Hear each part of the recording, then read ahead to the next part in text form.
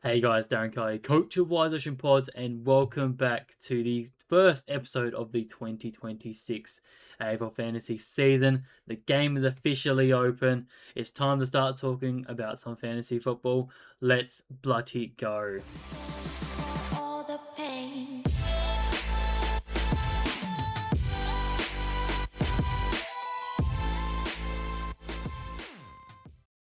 Damn, it feels good to be back. It feels very unusual to be back in front of a camera after what has it been, 4 or 5 months, if not longer.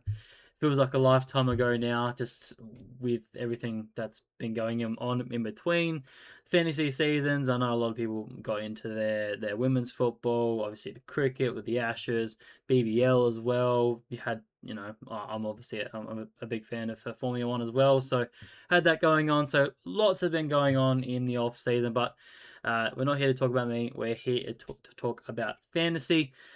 But for me, the reason I should address this first is that for me, I did hold off on starting this preseason a bit later than what a lot of other content creators has. I know a lot of people were starting off in December, if not even in November, and some didn't even have break at all. But for me, I just didn't feel like the game was alive just yet because we couldn't get into the game. Game wasn't active just with the whole upgrade that's going through. So I was completely understandable of that. It's just, yeah, it didn't really feel like it was back for me just yet. So I've held off, but now the game's open as of earlier today. It just brought a lot of that feeling back for me to really get stuck into it now. So here we are. And I thought, what better way to kick off the first episode on this channel for this season than to sort of just have a bit of a team build. I won't say it's a team reveal because again, it's I haven't done a huge amount of research to this point besides a few bits and bobs here and there that obviously are here throughout. But just a bit of a team build, go run through, my early thoughts, who are my locks, who are my considerations, and just have a little bit of a light introduction about what this season is going to be about before we really dive a bit deeper in some of the future episodes to come. So yeah, that's pretty much what I wanted to do today. So let's just get straight into it, I think. So let's do the locks first. That's where I always like to start. I think this is a really good point where we just lock them away on our side. We don't really have to think too hard about what they're going to do because we're fairly confident on what we expected them and they're going to be that value range. So for me, the first one off the rank, and I think he'll be the most selected player in the game is going to be Sam Flanders. He's going to St Kilda. He's going to play a midfield role. He's priced down at 68, so he is well and truly unders from what we know he can do. Even if we use this nice handy feature of the app now, we can go back and we can look at what he's did just last year, obviously playing a much different role. One thing I would like to see is would be like be able to see an average or such next to the year, just to show what he averaged in that year. That would be much handy rather than just kind of looking at the scores here. But anyways, you sort of roughly tell what he did. The year 2024 and 2023 was particularly where he went massive. 2024 was where he was playing a bit more in that halfback role. Got shifted around a fair bit, but we know he's got massive numbers. Just look at that ceiling of a 163. Yeah, he just knows how to hunt the ball, and so I think he's going to be one of the easiest selections we're going to get. He's pretty much the Bailey Smith equivalent from last year. Not saying he's going to go 116 average to the year, but the sky is the limit for Sam Flanders if in the right role. So yeah, he's going to be one we easily select, and at 716k, lock him away. No early buy. Oh, sorry, does have an early buy. I would say he's on but it's on the fourth one, which is not too bad when I'm looking at a full team whole. So here's an easy one for me. Number 2, I've got Nick Newman. Obviously missed the entire year last year with, I believe, an ACL injury. Oh, it could be an Achilles, but an ACL. Still wrapping my head around where everyone's at. But priced down at 72. This guy has been a premium for us in the past. If I scroll back just a few years, it don't have to look too hard for these scores to sort of impress you. You're constantly hitting that 100 mark, bit up and down every now and then.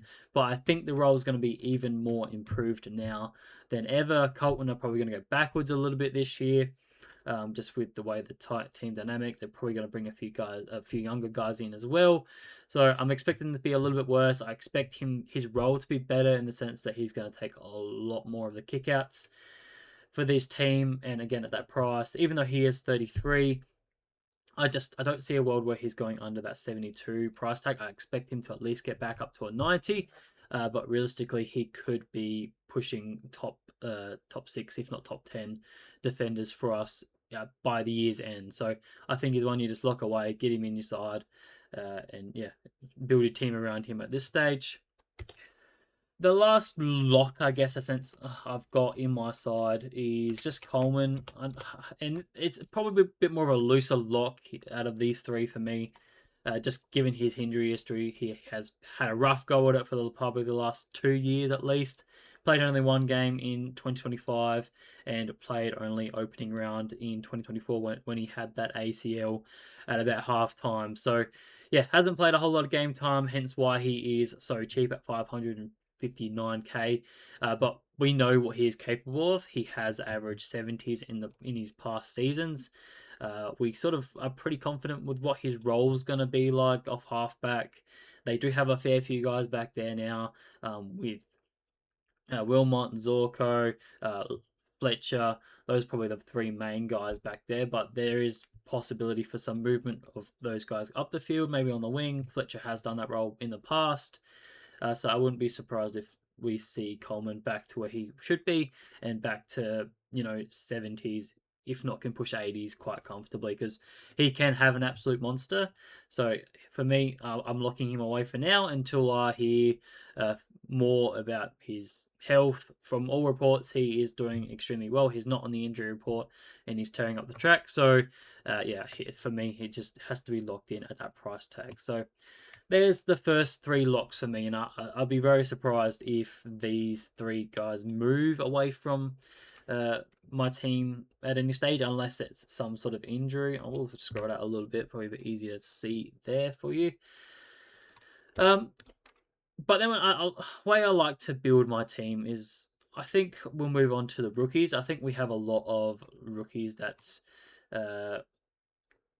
we can build our team around, because yeah, that's just what we want to do, because we want confidence in the rookies that we are selecting, that they're going to get some good game time, they're going to have decent scoring output. So we will do that now. So I wish there was a rookie range. Anyways, can I do price movements?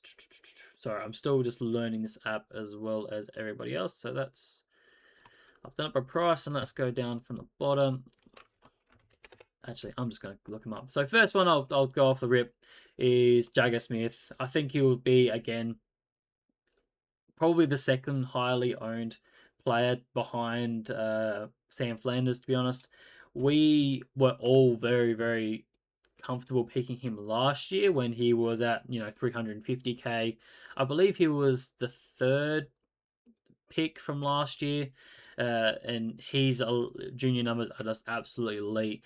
Average well and truly over 100, so he is looking like he's going to be injected into the midfield or have some sort of midfield rotation at Colton, but obviously is a bit of a watch with a few other guys in there with your Walsh, Cripper. I'm trying to think who else is in there. It's been so long since I watched some footy. But yeah, they've got plenty of other guys in there, so he may find it a bit tough to fully have a full-time role in there. But I think he will easily have enough minutes in there to have a decent average of, say, 60, and that's going to be well and truly enough at basement price, and definitely is going to be one that we can put on our field throughout the season. So that's one I like to just lock away instantly. I'll move to the back line next.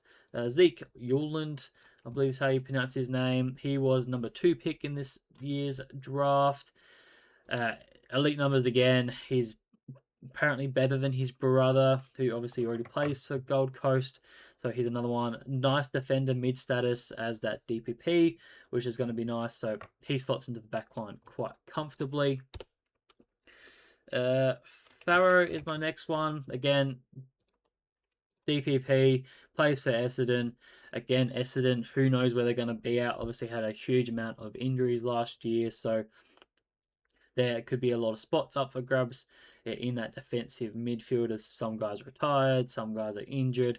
So I think they're going to look to inject a fair bit of youth, and they did pick up. I think it was 3 really young prospects in the side of the top 10. So yeah, I think Farrow can also do really well, and yeah, I think he can just average really well. And his numbers are really good as well. So, sorry, feeling a bit rusty already. My voice is already going. I don't talk this much. My next one off here is a Lindsay. So Josh Lindsay at the West Coast Eagles. His numbers are really good as well. There's going to be spots in the back line at the West Coast. They have brought in probably a few other guys that could take a spots in before him. But again, his foot skills were one of the highest rated in the draft. So he's got some really good prospects. So I think he'll get some early game time comfortably. There is a plethora of defender rookies that we are looking at this year. I think this is probably the most comfortable line for rookies by far, even to the sense that I've looked at using my utility as an extra defender rookie. So, yeah, I think we'll have plenty of defender options at this stage in terms of rookies. Next one we will go with is Annabelle. Daniel Annabelle from the Brisbane Lions. Now, I wasn't super convinced on this pick when I first sort of was thinking about it. You know, when the draft happened, I'm like, oh, it's another rookie coming to Brisbane. Brisbane at the peak of their powers have gone back. You know, they've had the 2 Levi the Ashcroft brothers come in recent times. They've just topped up the list again with Draper and Allen coming into the side. I'm like, how can they fit another rookie in? But from what I've heard from other podcasts and whatnot, is they would have played Daniel Annabelle in their final series last year if he was available in this list. So that gives me a little bit of confidence that he should be playing within the side. Come round 0 or round 1, whatever the one they're playing, I believe they play round 0. So we're going to have a good look at him, hopefully. And yeah, he should be one we just lock away, even at that elevated price tag. We'll go to the number 1 draft pick now in Willem Dersma. He is at West Coast, and we understand that West Coast aren't the most fantasy-friendly team at the moment.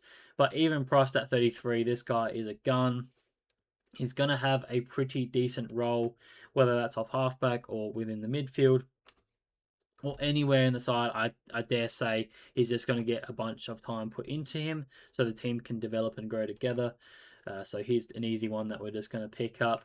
He's not one you have to pick, but yeah, because he's at 350k and you could drop down if you absolutely need to. But I think for now, he's definitely one that's going to get a huge amount of game time, and you just want guys that are going to be locked in at this stage. A few more here. Sharpie, Dyson Sharp, again, Essendon. I think he was picked number 10 or something like that. He is looking like he's going to be a future captain. I was really disappointed when the Hawks weren't able to pick him up. I think that he just went the one pick before the first Hawk pick. So, yeah, I think he's going to be absolutely massive. I don't think his output is going to be that massive, just considering, you know, when you're thinking about Essendon, they have already a pretty bulk buster midfield when you've got the likes of Merritt, Caldwell, Parrish, Durham as well in there. Then you could throw in a bunch of other names that they sort of roll through there, even like a Gresham and stuff like that. Not Gresham. Graham? Not Graham. Anyways, it's been so long. I don't think he's going to have the best role, and his fantasy output hasn't been the greatest in the NAB league and whatnot. So I think he's just one that I expect to get game time. It's just not 100% sure on what his role is going to be like at this stage. But I do think they'll want to put some time into his legs quite early on. So pretty confident with him. And the final sort of lock in terms of my rookies is just sort of Duff Tyler. From what I've heard, he seems like he's tearing up the track, and we know the likes of West Coast don't particularly have that many tool stocks, particularly in the ruck department and forward. So I think he'll get a bit of time in round 1, whether that's up forward or part time in the ruck as well. I think he'll be there. So locking him away there on the bench for now. Now, so that's the rookies I'm fairly confident in. There are a few more that I will mention soon, but I think the next area I want to go in is sort of the guys that I'm heavily considering that have been on my black book since the end of last year that I'm pretty confident are going to be within my starting side as long as they have a full fit preseason and the fact that they're coming back from injuries or better improvement role, such things. The stuff that we really want to see them come back from to really improve their average. So the first one, if you've been a long term viewer, you will know Miles Bergman has been my boy since the start of last year, if not even the year prior to that. I started him last season when I thought he was going to have this accumulative role of halfback, similar to what Farrell is doing, or similar to what Houston was doing before he left.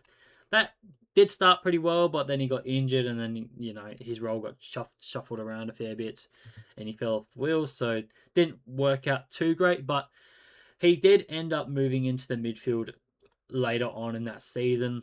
So you just look at the start I had with him, and before he had that injury in round 5 and fell off the wheels, but he did go back into the midfield at a later stage in the season, and he averaged really well in there. I believe he averaged closer to 90, if not 95 in there when he's priced at 78. That's not much more you can really ask for. And the other factor that I'll probably mention probably 10 times over is that Port had a really good run to start the season. And it's super important that we can jump on these guys that can really give us that kickstart, to get this cash generation, get those points on field, and then we can move them on really quickly if they do fall away. So all the points are pointing in the right direction for Miles Bergman, and he is one that I'm very close to locking in my side. I just need to see some confirmation that the role is true, that he's going to be a full-time midfielder alongside the likes of Butters, Horn Francis, and Willem Drew. Pretty much locked away that Rosie will be off halfback the entire season. But there's a few other names that we have to also consider with Wines. What's he doing? He's suspended for the first 2 weeks, so that does help. Will Brody, he's another one that's just come over from Freo. Does he slot into the side, or is he more depth? Who knows? So I just want to get more confirmation, but he is one that I'm definitely looking at locking in my side very shortly. Jack Steele was one of the surprise moves in the off season. Obviously, coming over from St Kilda, pretty much being forced out there with all the movement that they had in the off season. Ended up trading to the Melbourne Demons, who obviously traded out a lot of players of their own. They lost Petrarca, they lost Oliver, so that midfield is looking pretty bare at this stage. So I am pretty bullish that Jack Steele can definitely improve on his 96 average, being the sort of solo man in the midfield at this stage, alongside Viney. What that midfield mix is going to look like is still up for interpretation. They do have some younger guys that will potentially come through, like a Harvey Langford. Pickett has also spent a fair bit of time in there last year as well. So they do have other names that can roll through there. Even a Trent Rivers, they've tried multiple times. I'm not sure if I see him having that permanent roll through there. Ed Langdon, we saw that bits and pieces last year. So but I just feel like Jack Steele at this stage, I'm fairly confident that with his history and who he's going to have alongside him, he can get back to his best with a healthy pre-season. That's all we need to see from him. He's had a buff go at it recently, so hopefully he can definitely get back to that. So for now, I will slug him into my midfield. Next one, another one that is someone that we've always kept an eye on over the past couple preseasons, but just always seems to have a little bit of a niggle going on, particularly in his back region, and that is Sam Walsh. He bursted onto the scenes in his rookie years. He well and truly went over 100 in his average, but he's down at 93 at this stage. Only played not too many games last year. Didn't really get a full run at it with a lot of time on ground, like off the ground in these games. So I'm pretty keen on if he can have a full fit preseason, he can have a pretty good run at it and definitely get back to his 100 averaging, if not 105 averaging player. So down at that 93, it's just an easy price, sub $1 million. Just chuck him in for me. This next one is a bit more skeptical, as I said. That is Darcy Parish, as he is super cheap, 72. I couldn't believe it when I looked at his numbers. He's way down there. Hasn't had a good run at it recently. Like, he only played 3 games last year. Some injury affected, some not. But one thing is true about this guy, and he is able to rack the pill quite comfortably. We've seen him in the past just absolutely demand the pill at will. It's been a few years though. I will say he's had a few uh, tough injury runs, but again, if he can have a fit, healthy preseason and lock his position back in that midfield, obviously, again, that midfield is pretty stacked at this stage. Particularly, again, Merritt and Caldwell are the main two stay guys. I would say Merritt, who knows what's happening with him now after the failed trade. But I dare say Parrish on a long-term contract, he will definitely feature in this side somewhere. And I feel like his only position he can play is going to be midfield. So I expect him to be a full-time midfielder, and he'll be able to easily improve that 72 average quite comfortably. So I'm locking him in pretty comfortably at the stage. This next one, I won't say it's something I've heavily considered, but it's definitely something that I'm thinking more and more about now, particularly around the rucks. Obviously, I haven't selected a ruck yet, just because uh, all the ruck rule changes. I'm sure you've heard about them already, with the last disposal out of bounds between the arcs, reducing some stoppages a little bit here and there. Whether you believe that or not is up to your interpretation, but there's still a lot to go under the bridge with the way the changes are going to affect the scoring for ruckman. I'm still a firm believer that it is going to reduce their output just slightly. I'm not expecting massive numbers, like no one will average above 100, like some other podcasters. But I do expect them to have a few points regression with just a few less hitouts. And also, the other big factor is they're not going to wait for the ruckman to get to the contests either now. So they're just going to ball it up, and if the midfielders have to go for the tap, that's just what's going to happen. They miss out on the points, and they're not going to be in a prime position to either be where the ball's going to go or be where the ball is currently. So they're going to be caught in no man's land. So I do expect them to have a bit of a regression there. So that's why I'm sort of staying away from a lot of these top end guys, particularly the top 6. I think they're all probably going to regress a little bit. Luke Jackson is the one I'm considering more and more as the preseason develops, because the more and more I hear about him, he's playing as a full-time midfielder, which obviously intrigues me. It means he's going to be around the ball permanently as a midfielder. He may do a few, ruck hitouts here and there, but that doesn't seem to be his predominant role at this stage in the preseason in match sim.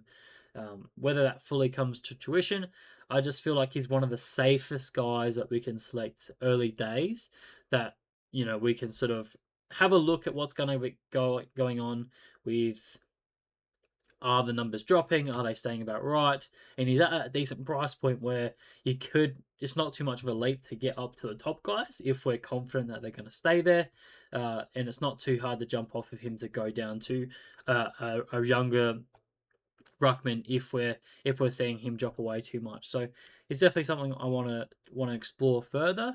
And at this stage, I'm happy to just lock him away there at that sort of price. At $1 million, not overpaying too much. I don't think there's too much meat on the bone there in terms of if he does play as a midfielder. You got to think that there's Brayshaw, who's averaging, I think, 104. Sarong, who came back to earth a little bit this year with like that 95 as well.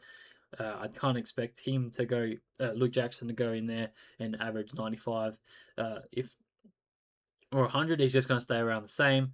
And then you got Hayden Young that's expected to come back as well. How does that all fit back into the mold? So it will be interesting to see. But for now, I'm interested in what Luke Jackson could provide into the team without fully just committing to a cheap rookie structure at this stage. So I just wanted to throw that one in there. So that's sort of the other guys I'm heavily considering. Now, the next category I wanted to go to is the premium category. It's a big category where a lot of people have different opinions on this one because, again, we're not looking for so much upside. It's more, what are their scoring output's going to be early, and what's the downside likely for them. It's trying to more minimize the downside really. So the first one, which is going to be highly popular this season, is going to be Harry Sheezel.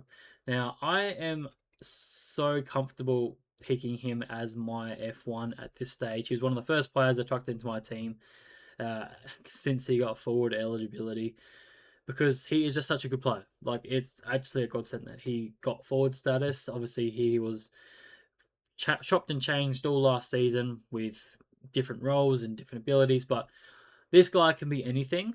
He averaged 109 in what was probably not a super fantasy role last year. He started to move more in the midfield towards the end of the season, and when we started to see some real output from him, his last, what's that, 6 or 7 games there, he just didn't drop below 100, which is what you want from a player when you're paying up this much for him. And he even had that record-breaking, 54 disposals. So he does have that scope to go absolutely massive, and he just demands the ball. The team respects him that highly because he uses it so well that he can just demand it. He can go into halfback and just grab a few cheap marks every now and then. He works so hard. He's just an absolute beast. His time on ground is really important, and I expect him to spend a bit more time in the midfield in the coming year as well. So I'm super comfortable paying this amount for him and just locking him away as the forward for the entire year. He's going to be a good captain option for us to start the year as well. So I'm pretty comfortable in that one there. But again, other people are going to have differentiating opinions that you shouldn't pay up for that much. And in some years I do agree. But in this year, I do have just a bit of a different feeling that it just feels right in a tougher line to pay up for someone like Sheezel at this stage, who, again, I feel like his downside is very minimal, but his upside is huge at this stage. I feel like he could have a 115 season in him in the right role. The only concern I do have is if he starts to get more attention, and that's going to come every now and then, but there are other guys in the team that also demand a lot of attention as well. So there's that one. The next guy I've definitely been considering and had him in my team for a while since the fixture came out has been Connor Rosie. Again, I feel like the downside isn't too high because he's been relatively consistent all year since he went in that halfback role, only dropping below 100 a couple times when he gets a few more tags and stuff like that. But his ceiling is just absolutely massive. I expect him to be a top 6 defender all season. The run, again, I'll mention that, is just absolutely phenomenal. I can even show you that here. North, Essendon, West Coast, Richmond, St Kilda is just absolutely filthy. He will definitely be a captain option if you're comfortable with him towards the start of the season. So he's just one I'm happy to pay up for and get him in the side. Let's just shuffle this around because it absolutely kills me when it's not in the correct way, and I'm sure it does for you guys too. Do get that in the comments sometimes. His teammate as well, Zach Butters, very similar scenario. This one I'm a little bit less confident on because he has been a bit more prone to being tagged, but again, I'm not expecting a huge amount of tags to come his way in the first 5 rounds. Big ceiling. He is just a ball magnet at heart. It is a contract year for him as well, so I'm sure he'll be wanting to have a pretty positive start to the season and just continue on from there. So here's another one that I do feel like there's a bit of upside. He's priced at 100 exactly. I feel like he definitely can have a 105 season. And as long as we start him at 100 and he can have a few big games with captaincy and whatnot, then I'll be happy in that sense. So here's definitely another one that I've locked away pretty quickly. And then the final one, which again I'm spending up a fair bit, which is a bit unusual, it is Caldwell. Now, he's probably not someone that's been hugely spoken about. Like I know a lot of other content creators are a huge fan of him, but he's just not super being selected at this stage because of the injury risk. He's had a bit of a tough runner at it, but there's no denying that this guy can absolutely rack the pill when given the opportunity, and we've seen that in the past. The only concern I have with him is the time on ground. Again, with a full preseason, with full health, I do expect that to increase. But he has an absolute tank to go through. He's a tackling machine. He knows how to get plenty of disposals, and he can hit the scoreboard when he is called upon. The only other risk I have with this one is obviously Parrish coming back from injury. Does that take points away from him? What is Merritt doing again? So he's one I'm definitely considering, but he's not a lock in my sense. He could easily go down to another premium as such, or I could even split him up into two sort of mid prices that sort of pop their heads up in preseason. So at this stage, I'm pretty comfortable with what his upside could be, and his downside isn't that massive for me to be a huge concern. So, and again, the start of the season will be pretty okay for him. He does have a few tougher games, so it goes Hawthorn, which was, I think, the second or third hardest team to verse against last season. Port came back to earth a little bit, towards the mid-pack, but again, that was probably due to a lot of their injuries they had. I do expect them to bounce back a little bit this year, so they may become a bit tougher. And from all reports, it does seem like Port are going to play a bit more of this hands-off footy type where they're going to slow it down, chip it around a little bit more. So that could, again, reduce the amount of points that the opposition team could get. It is good for the players that we are selecting in that team, but not quite for the opposition. But he will be a good captain option throughout the start of the year as well with his ceiling. So I'm not super concerned at him, but yeah, I think he's a good pick at the stage. Getting through the team, I haven't selected too many forwards, so I think that's where we're going to go now with a few of the riskier picks. It's just natural that all the forwards are just risky as all hell. But one I want to start with, I know a lot of people are looking at Petrarca. I'm not going there. I just don't see the upside at this stage with, the likes of Rowell in there and Noah Anderson. Those two are always going to be the main two guys. They do the amazing job. I just feel like Petrarca is going to be sort of that rotation of third or fourth midfielder, maybe alongside a Took Miller or a Bailey Humphrey. So I don't think he's going to get the full minutes that we're looking for. The only upside I potentially see is, him hitting the scoreboard a bit more often in a stronger team than what he was last year. So maybe there's 5 or 10 points at most. But at this stage, I'm just staying clear. He does have a pretty decent start to the year.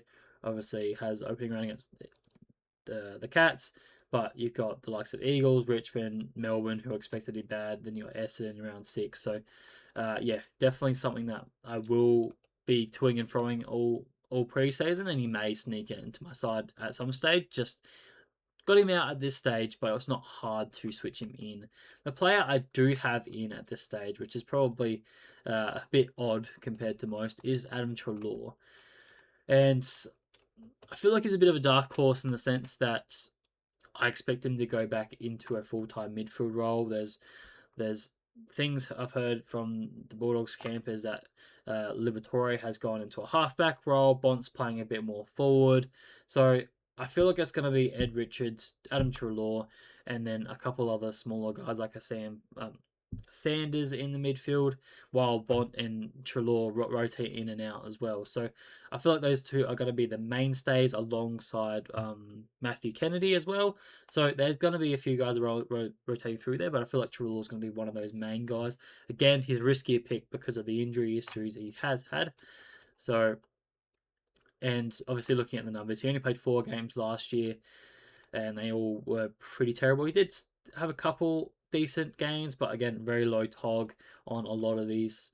But it's hard to imagine that he was the number one averaging fantasy player only in 2024, where he averaged 110. So considering he's priced down at 90, I feel like he definitely could bump up his ceiling quite comfortably, and I feel like he'll be a top 6 forward for the year pretty easily, I would say, in a decent role. So I think, he's the one I'm happy to lock in my team right now. The next one, again, has been someone who's recently changed sides, and that is Sammy Draper in the ruck line. I'm pretty confident that he has come over from the likes of Essendon to take over the full time ruck role at Brisbane.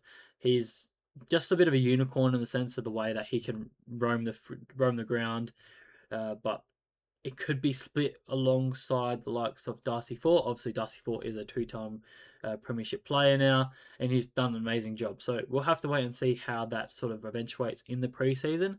But with all the ruck stuff going on so far in the background, he's one that I'm happy to sort of chuck in the middle. He's a decent price range, but again, I can go up or down either way with a few shuffles here and there without, again, locking myself into a certain structure. So I think he's one that could definitely improve. And looking at his numbers, I mean, only played the 5 games last year, obviously with the ACL injury he had that ended his season. He can put up some decent numbers, like 101, 95, obviously in a much worse team at Essendon at that point. So I think the sky's the limit for this guy. He could become a a top liner as a ruckman, just very similar to the likes of a Luke Jackson, in my opinion, just with the way that he can go about his football. So, yeah, I think he's at that price range. I'm happy to sort of slot him in there at this stage. Again, it's still early days. We are still 50 days away from round zero. So, yeah, sorry, round one. So, we've got plenty of time to change a few things. Next one, going to my Hawks camp, and that is Connor McDonald. With all the news that's been happening around the Hawks recently, with obviously the Zach Merritt failed trade, now the Will Day injury, it's like who's playing in the Hawks midfield? You got John Newcomb, you got Connor Nash. More than likely, it's going to be Josh Ward as sort of that third. We lost Warple as well to Geelong, so that's another spot that's opened up. And for me, as a Hawks man, and knowing the behind the scenes, sort of the in depth more players about this. I want to see Connor McDonald in the midfield, and he is training in the midfield at this stage. So he was a midfielder as a junior. He had very similar numbers to the likes of Nick Dacos with the way he can rack up the ball. And the funny thing is that he has come back a fair bit from what he was previously. Like he had a pretty bad year last year. It really took a long time to get into it, playing as a smaller uh, half forward, and just being overshadowed with the likes of Ginnivan, Watson, Moore, those guys getting a lot of the attention and weren't able to get as many points as what he has in the past because he's averaged in the 80s previously. Like it isn't hard to go back and look at all his numbers, and he can show that he can rack up pretty easily. So if he is given the opportunity in the midfield, which I expect he will in some capacity, then he just has to be one I'm going to select as a forward. It will be so nice at that price range. So I am chucking him in my team at this stage. I know I have some big hopes for him this season. Next one is a little bit more skeptical again, but from what I've heard, it is something they're looking to transition him into a halfback role, and that is Todd Marshall. Again, a lot of injury risk here. He's probably one concussion away from his career being ended, to be honest.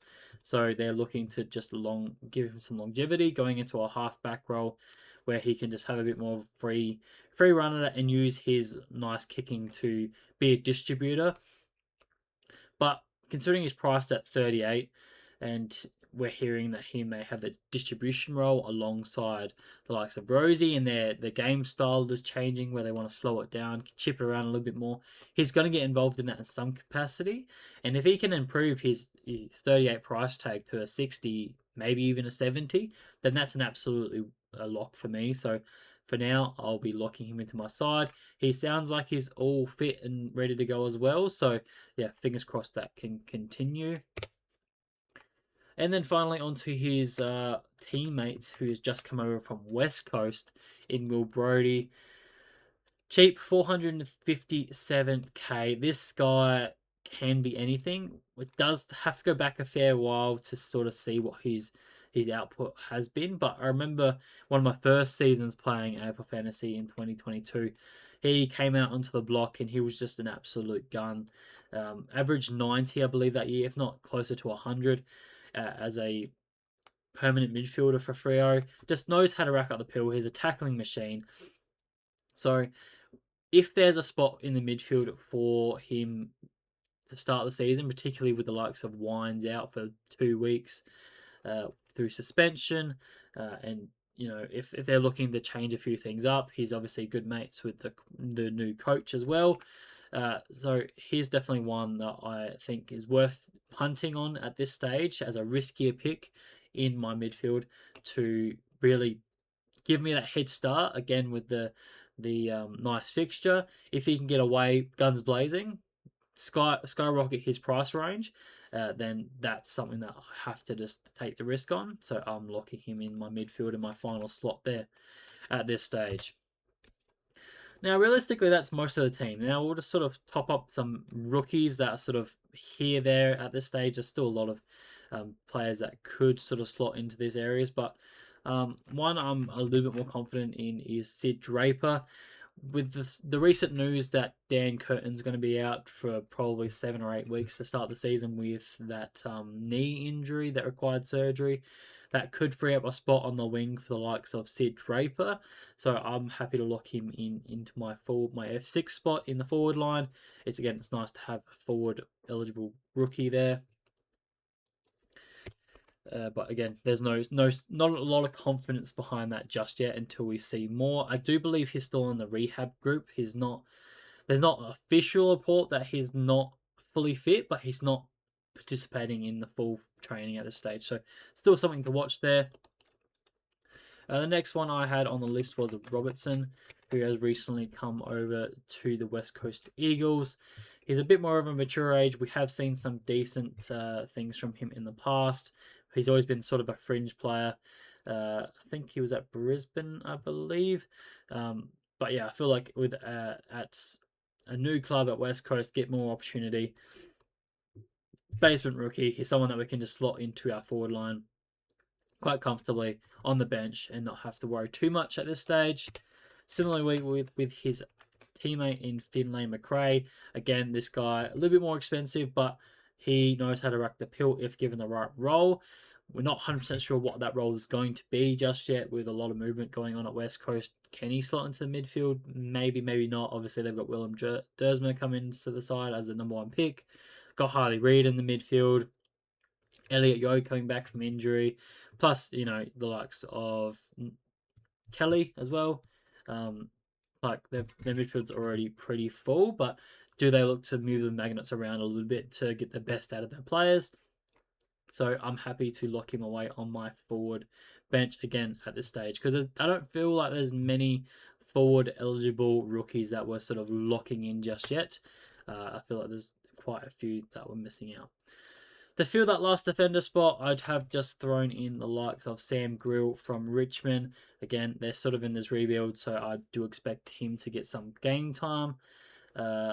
So yeah, I'm happy to pay up that little bit extra to just lock him away on the bench at this stage. I'm not sure what his output's going to be like, but yeah, there's a plethora of other guys that these guys could easily interchange with quite comfortably. Just sort of setting myself up in the sense that I've paid up for these guys on the bench, that if there's someone better that comes along that looks like has a better potential to play and better fantasy output, then I can easily downgrade them quite comfortably. So there's that spot. And the final spot, which doesn't need too much discussion, is going to be actually my R3 spot. Now, this year I am more than confident that I will be having a permanent red dot on my field because of all the changes that have happened with the rules and whatnot. I feel like it's going to be very, very useful to have a permanent red dot that you can easily lock away without any stress because of the 50% game time, and all that other stuff that we can dive into a little bit later. But for now, I'm locking in Bartlett as my R3, as my permanent red dot that I can easily switch in and out of as I please to capture my VCs and Cs as my captains and whatnot. So that's where I sort of fit. So that's pretty much the team, honestly. The other good thing I wanted to mention about Bartlett is Barnett, is the time that West Coast play. It's always sort of that's late afternoon. It is pretty handy having this here, to be honest. Obviously, last game round 1, on last game round 2, second last game round 3. They do play a little bit earlier on the Saturday round 4, but they're always going to play a Saturday, Sunday sort of game. So he's always going to be sort of available there to switch quite comfortably. So he's someone I'm looking to lock away as a basement rookie at this stage. So that is the team. I'm pretty happy with it so far. Obviously, a lot of things are going to change. A lot of people are going to pop up their heads throughout the preseason. Some people are going to go down and then not be options for us, unfortunately. So this is just where I wanted to start at and start to have a light discussion about where the structure looks like and who are sort of the players I'm considering. I'm probably forgetting a bunch of load of players that are more consideration for other people, but again, I haven't had a huge amount of research and stuff into it just yet. I'm really diving into that now. Now that the game's open, you can get hands onto it. But the structure looks okay. I've got 5 rookies on field. You can maybe count 6 if you want to count Brody, but he's a mature age. Same with Marshall. Probably a bit more rookies than what we have in the past. I think if I remember back to last year, I only had 2 rookies on field, but I felt like we had a lot more value in the sense of coming through last year with the likes of the 3 ex-Dogs coming across. I just don't feel like we have that particular value coming through this year. So there's a lot of value. Like there is value, but it's a bit more of that pricier value that we're having to pay up for. You know, like your Steels, your Walshes, even Sam Flanders is on the pricier end, but not like a 500k like a Caleb Daniel was or a McRae such like that. So yeah, that's sort of where we sit at this stage. Looking at captains is always something I like to look at when I'm building a team. Obviously, early on we're going to have the likes of Butters, Rosie have a really nice fixture, so there will be ones, but we'll definitely have to toy with. Caldwell has a huge ceiling quite comfortably. Even Sam Walsh, if he can have an absolute stellar preseason, we know he can have a massive ceiling. He does have Richmond up first up. So he could be someone that we could look at. Nick Newman, I think we'll underrate how good he could be just kick off the season as well. So be interesting to see how well, how many people will look to go with him to start off the season. And then obviously you got Sheasel there as the highest priced player on the team to just have and be a super consistent sort of safe C and have that ceiling as well. So that's what I just like to think about with the captains. Quick look at the buys. It's always important, I think. I think it's going to be a huge discussion point in every preseason. So in round 2, I've got a couple guys, which is probably a bit more than I want. But when I'm looking at these guys, it's like, well, I'm not moving Newman or Coleman unless, again, they have injury. So I'm happy to lock those 2 away. I do have 2 rookies that can fill them that week. That's no problem. The midfield will struggle a little bit. I'll probably be 1 player down potentially in that first week, just with 3 midfielders off, and I don't have a 3rd midfielder in my utility at this stage. But again, I could move a few things around with going Duff Tyler to the forward line, Finn McRae into the midfield. So I will be able to cover it either way. I will be a ruck down, unfortunately, with Sam Draper being in round 2, but you can't do much about that at this stage unless I don't pick him. Round 3, pretty comfortable with that. Only 3 players on that line. Nothing too much to worry about there. And then round 4, I only have the 1 in being Sam Flanders. So round 4 seems like it's going to be pretty easy at this stage, unless, again, I'm missing somebody. But we'll have to wait and see on that one. Mid buys, I know it's probably too early to talk about that, but I always like to keep an eye on it. From what I've looked at, it looks pretty comfortable. You know, round 12, not too many there. Round 13 is the easy one. I only have 1 player on there, which again I will look to when we get closer to the the mid season buys. I will look to add more players to that round. So something to keep an eye on. Round 14, not too heavy as well, just 5. Round 15, I think, is the heaviest one, and it is all the sort of rookies that we're looking at. So it probably looks worse than it is right now, but you got to consider by round 15, all these guys will pretty much be gone. So there's not too much concern there for me. A few of these guys may even be holds for the season, so I'm not too concerned there. And round 16, not too many on that one. So pretty comfortable with how it's sort of all looking at this stage. So yeah, that's pretty much where I wanted to finish off the video. Hopefully this is a light introduction to the preseason. It's definitely been nice to jump back in front of the camera. I've been rusty. Hopefully you guys haven't noticed too much. But yeah, I think it's a good way to start off the season. So hopefully you guys have enjoyed. Please leave a like, subscribe, do all those great things as you normally do. Hopefully you guys are excited for another fantasy season on this channel. I know I've got a few messages on Twitter and even on the Facebook channel to when am I looking to start it up again. So yeah, hopefully you guys are excited to see this video and hopefully you guys have enjoyed. But again, I will see you guys in the future. Cheers, guys.